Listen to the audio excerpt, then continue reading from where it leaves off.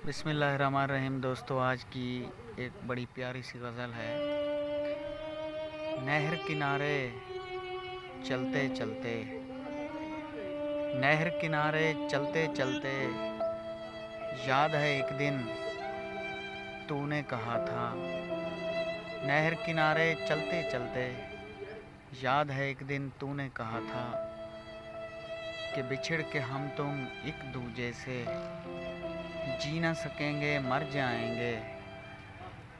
लेकिन आज नहर किनारे चलते चलते मैं तन्हा हूँ, सोच रहा हूँ कि बिछड़ के हम तुम एक दूजे से जी तो रहे हैं, आखिर क्यों। लेकिन काश नहर किनारे चलते चलते साथ अगर तेरा होता, यूं तो न होता, आंसू तो न होते।